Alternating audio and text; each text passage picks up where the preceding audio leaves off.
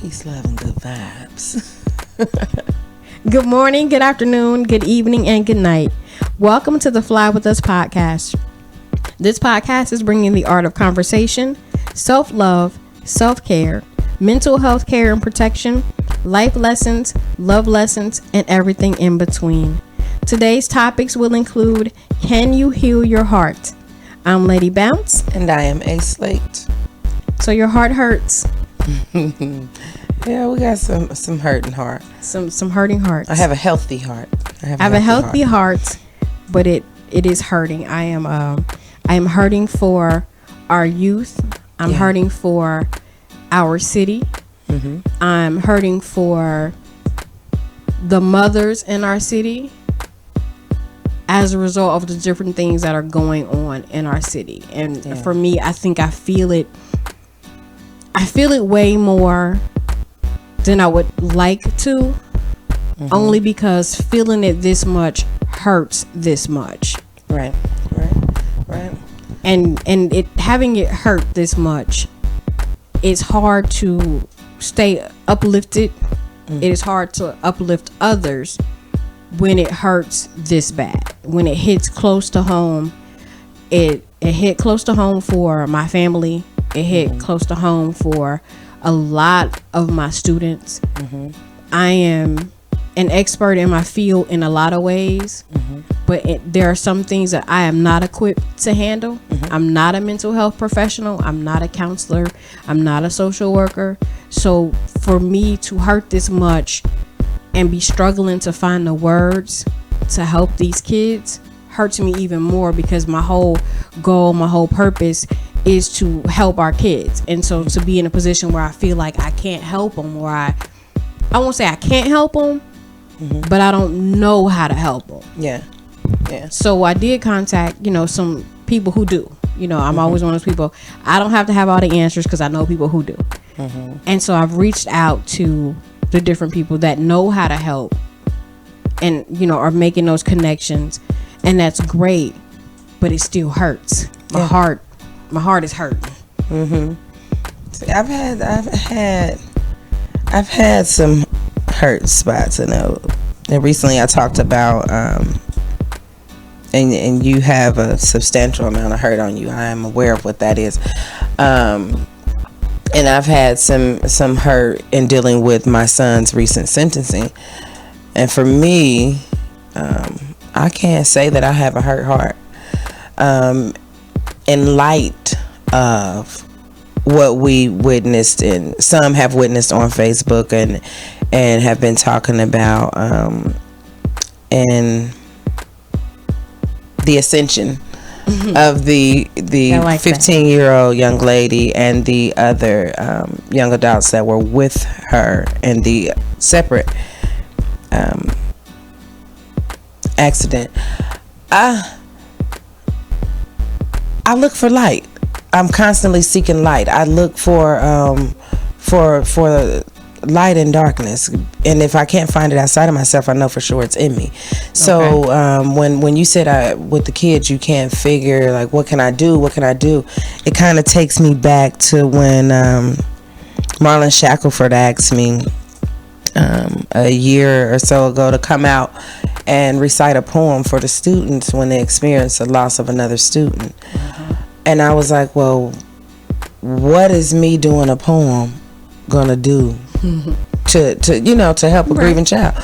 So I was like, I'm going to create a platform for them to be able to express themselves freely and clearly without judgment, bias, or fear. Right. And so hence the Right Life journals. Writing helps me get through. That helps me heal my heart. I purge on paper, or I go and I do a poem to get those emotions out. And I do my best to not speak negatively. Like, I don't have a hurt heart. I have a healthy heart. You know, I it's all about perception with me. I think I'm getting to that point now that some time has passed and I haven't had as many kids come into my room, you know, that need to talk about it, or that even to sit in silence. Like I have one young lady who was actually the sister of the young man who died on Friday. In the separate you know, incident. And she said, you know, she came in my room and she was like, can I just sit here? So of course, you know, I go into like mommy mode or auntie mode. I gotta fix it. How can I fix it? What can I do? And this is in my head. So I just look at her and I say, well, what do you need from me?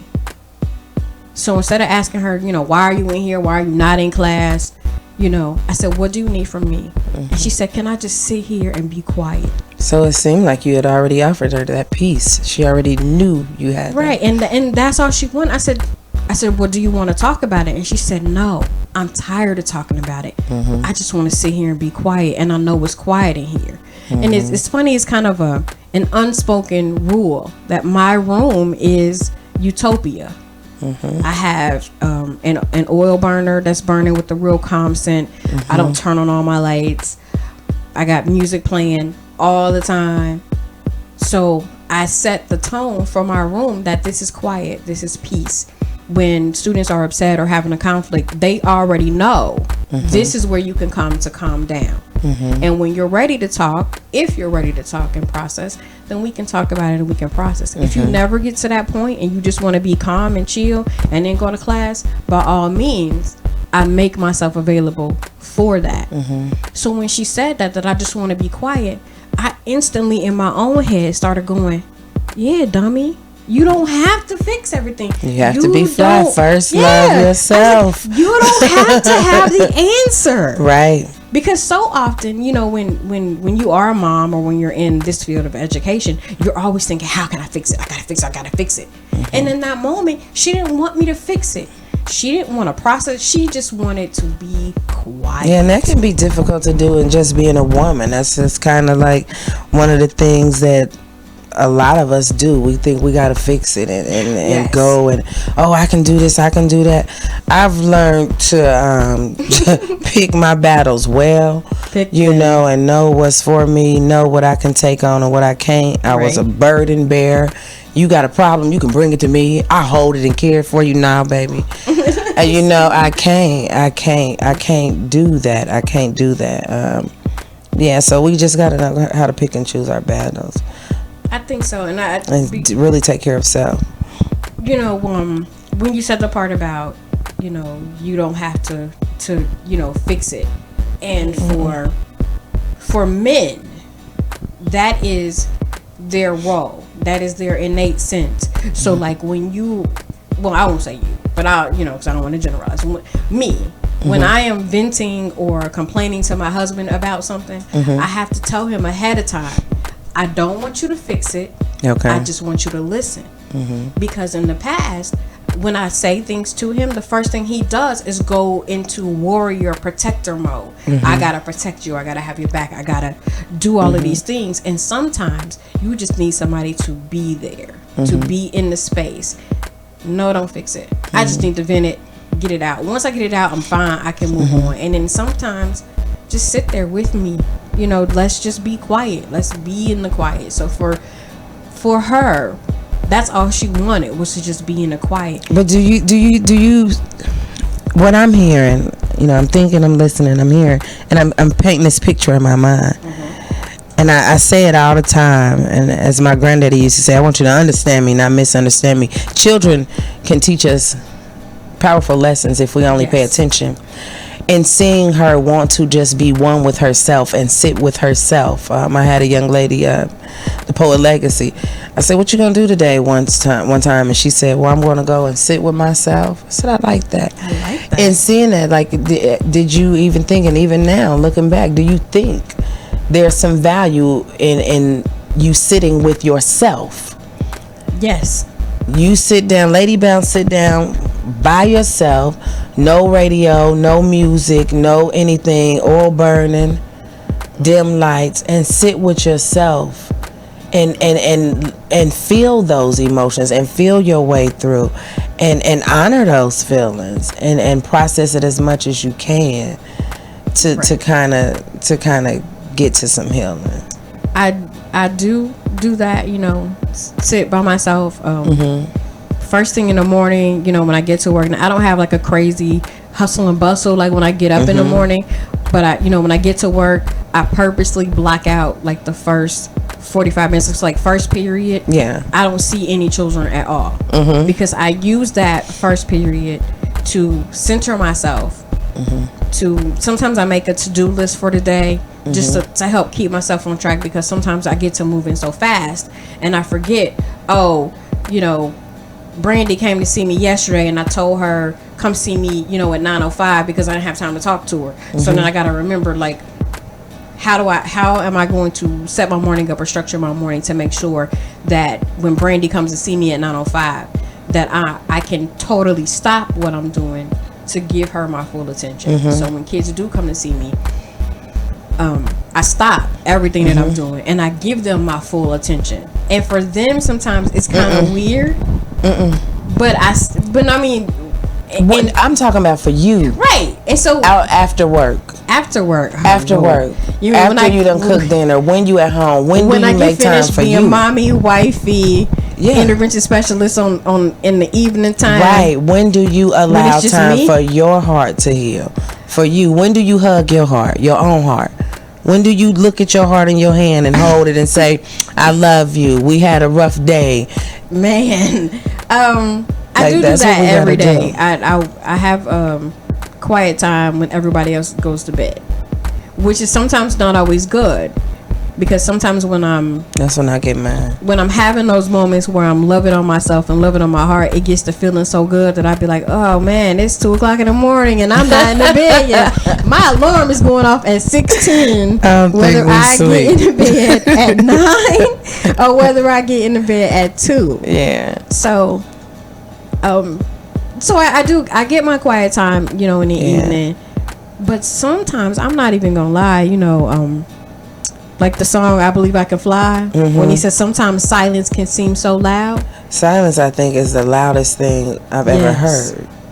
So sometimes I don't need the silence, because in the silence are those negative things that I try to keep at bay. You should have did this better. You should have done that. You was wrong when you said this, and you could have said this better. That self-reflection that's not always positive. Beating yourself up. I had two coaches. One, a healer. I'm just gonna say she's a healer. She used to always tell me to be gentle with myself, and that's Sierra Leone. And then with Coach O, I went through a long series of that's Lee Cross. I went through a long series of, and I'm still going through it, healing phase, and it's a part of the work that I'm doing now is learning to forgive. Yes. Learning to forgive, and then a big part of that is forgiving myself. Yeah. And that goes back to being gentle with yourself. That was a self-care assignment. Yeah. Last week, one of them was about, be careful of the words you say to yourself. Right, and like you just said, you were saying so much. You were saying so much to yourself. Like I think a lot. I used to think I was a thinker before, but I really think a lot now. Like I'm constantly thinking, especially how I talk to me.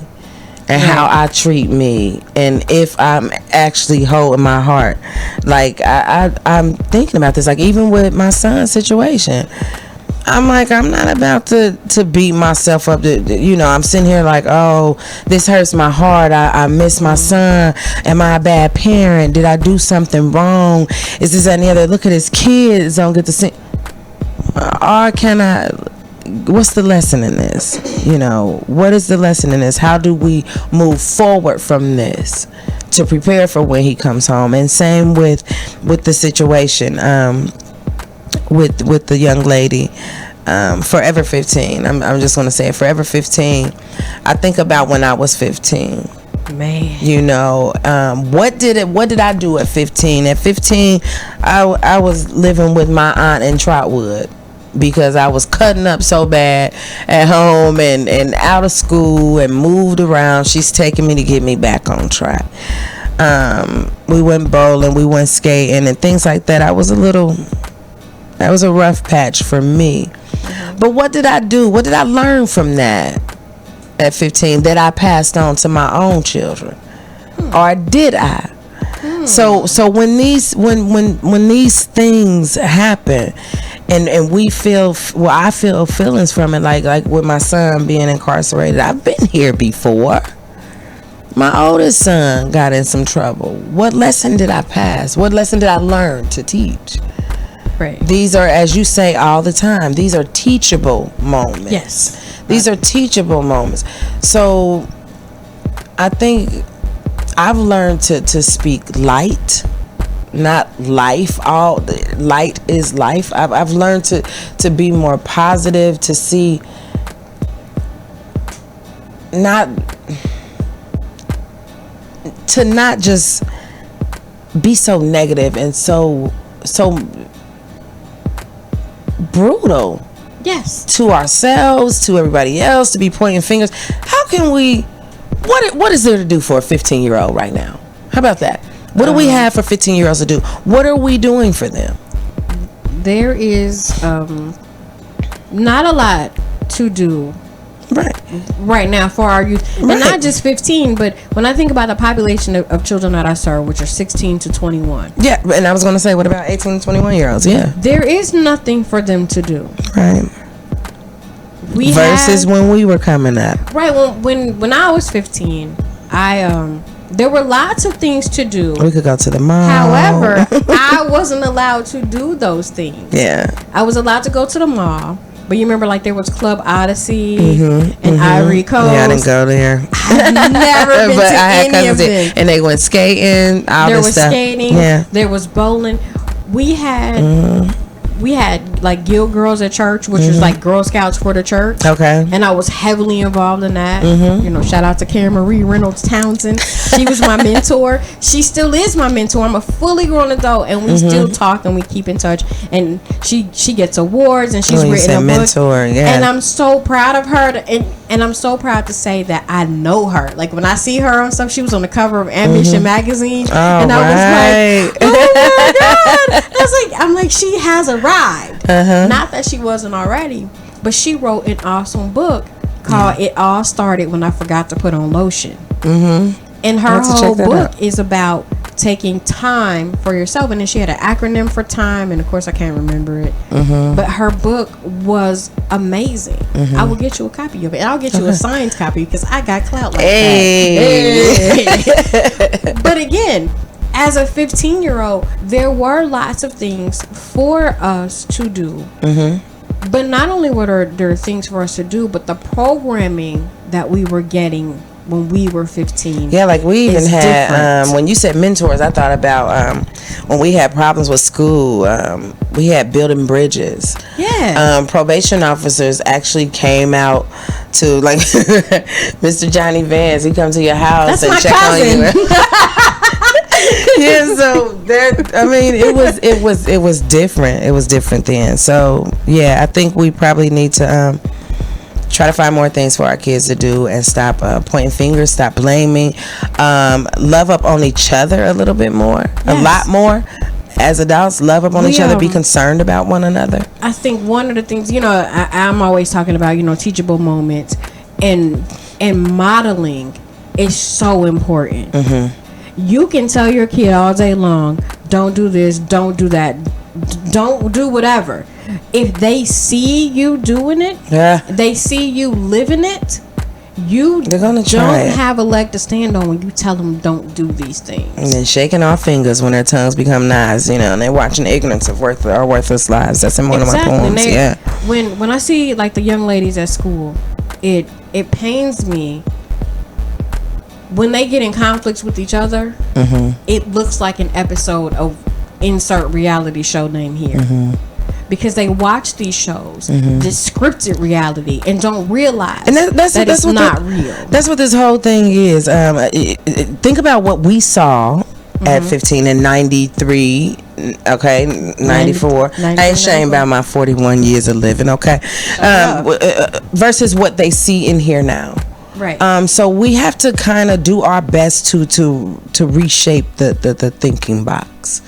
You know, and in a lot of ways, one, one thing that we don't like to do as adults, and no one likes to do because it's painful and it, you know, it doesn't feel as good as doing the wrong thing. You got to look in the mirror. Come on now, that's how we change. That's how we change. I've been trying to change ourselves. Trying to stay off of social media in light of the different pieces of the tragic stories, you know, coming out. I don't get to see a lot of stuff. I mean, I have really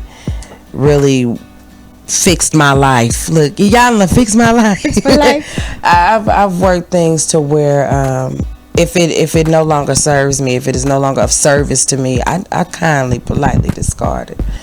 Right. I live in a beautiful, amazing, creative, energetic, high vibing world, and I mean, people might think I'm living under a rock or inside of a bubble. So be it. I have created the world in which I live, and I love it. And I love it. I think that is amazing. However, the world, in a lot of ways, seems to pride itself on showing how evil it can be. I don't get to see it. Right. And I mean, and you don't. But and there are some things that I don't, that I block out, but it, you know, my attention is called to it, or like somebody will send it to me or show it to me. We attract what we are. Right. We attract what we are. But when I say that, I'm thinking about, like, you know, looking at the media's Facebook pages and the horrible things that people have said about these young people, and however you feel about it, whatever, you know, whatever judgments you have one way or another, everything that you think doesn't need to be said out loud. Come on now. You can think it. You can say it with your friends. For me, I think that's just passing the buck. What should be done, this is just me personally. I haven't got to see it. Right. I haven't gotten to see it. I did see the mother's strength, her tenacity, her oh my God, she is so tactful. I mean, where other moms would have snapped, she is just amazing. So I don't get to see it. I really don't get to see it, but that I do see her strength, and I applaud her. If you don't have a solution, or you don't have kind words or loving words, it was said to us a long time ago, if you ain't got something good to say, don't say nothing at all. But if you do say it, 9 times out of 10, I won't hear it. Amen.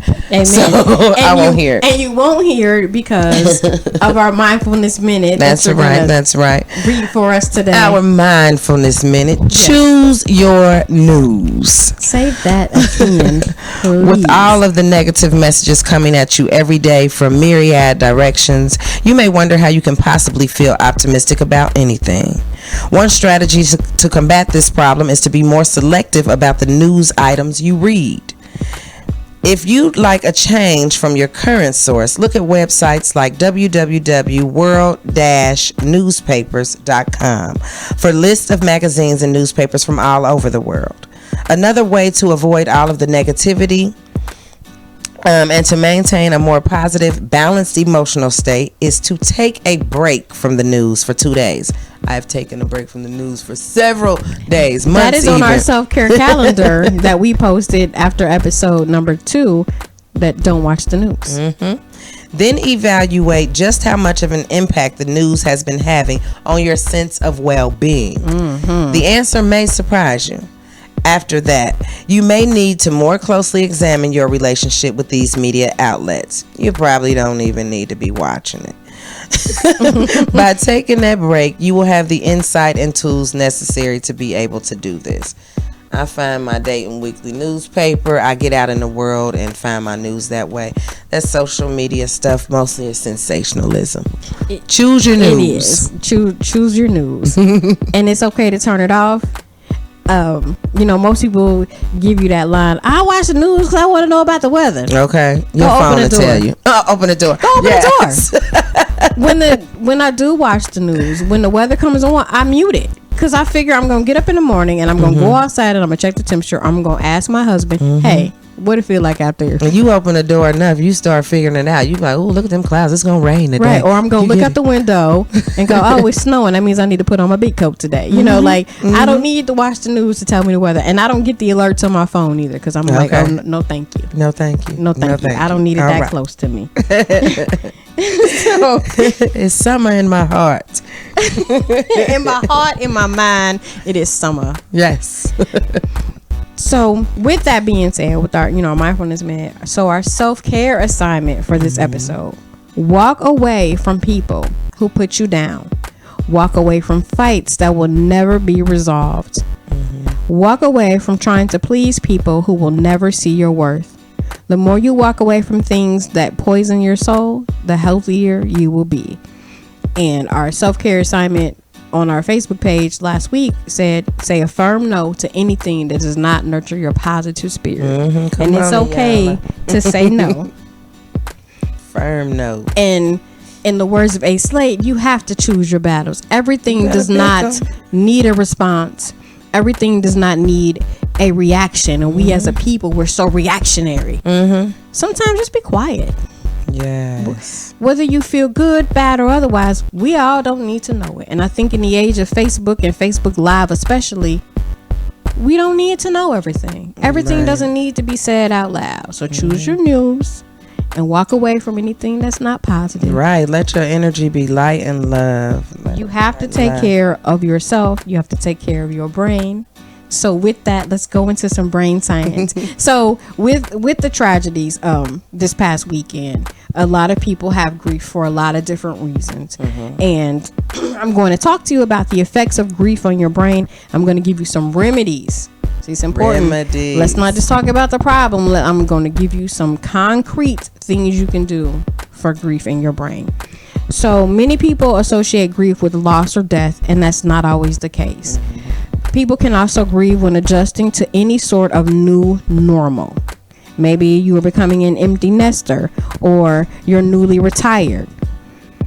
The emotions you experience look similar to grief, and underneath that grief are neurological changes that take place in your brain. Boom. When those symptoms converge, your brain function takes a hit. After all, if you are overwhelmed with grief, it stands to reason that you won't absorb your environment the same way you would when you're content, which is what you do when you unplug from the news and the negativity. You are essentially protecting your brain from grief. Yes. So here are some remedies for your grief brain. What do we always preach?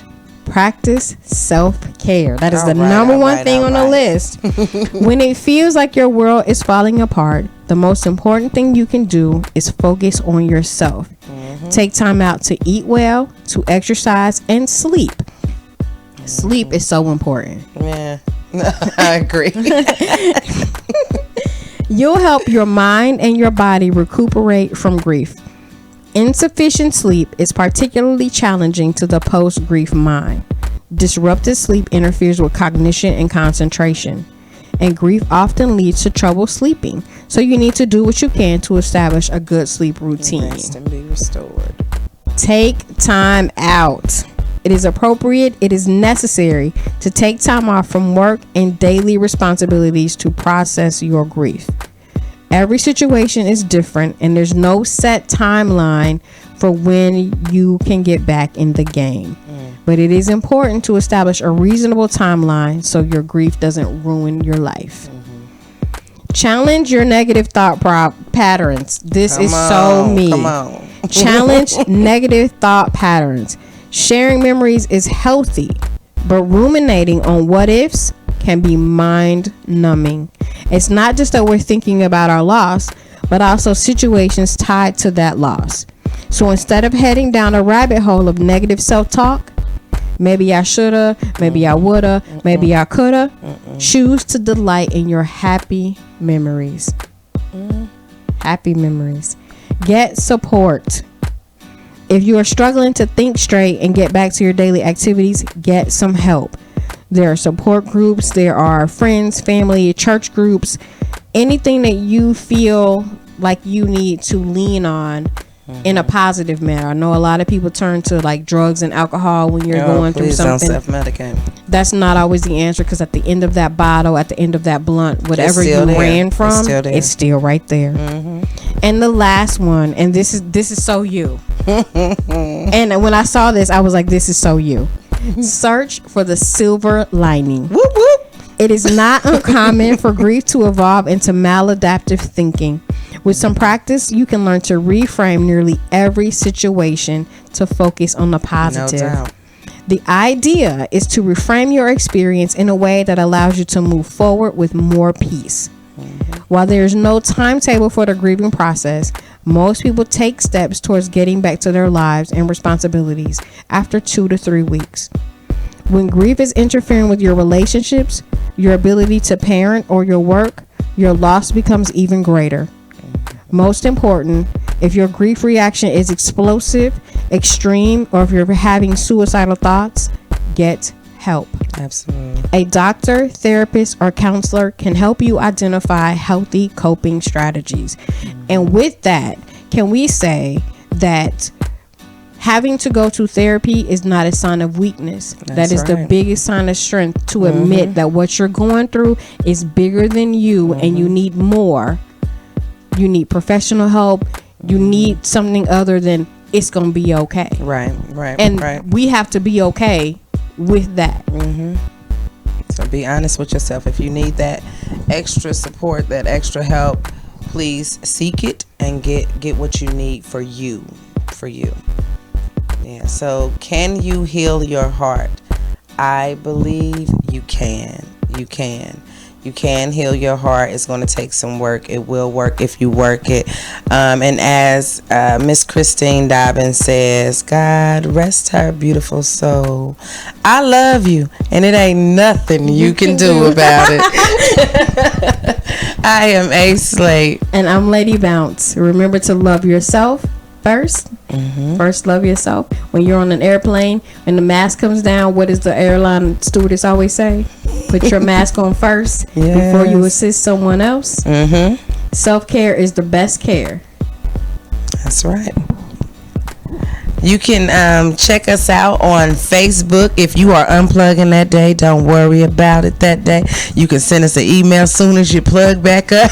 Yes. And get the next episode at Fly with us, LA@gmail.com. We're on SoundCloud. We're on YouTube. New episodes are posted every Tuesday. So for our audio listeners, you can listen. For our visual listeners, you can watch. And self-care assignments are posted every day on our Facebook. And if you are doing the self-care assignments, please let us know on our Facebook page. Give us some feedback and let us know if you like that, if it worked for you, if it didn't work for you.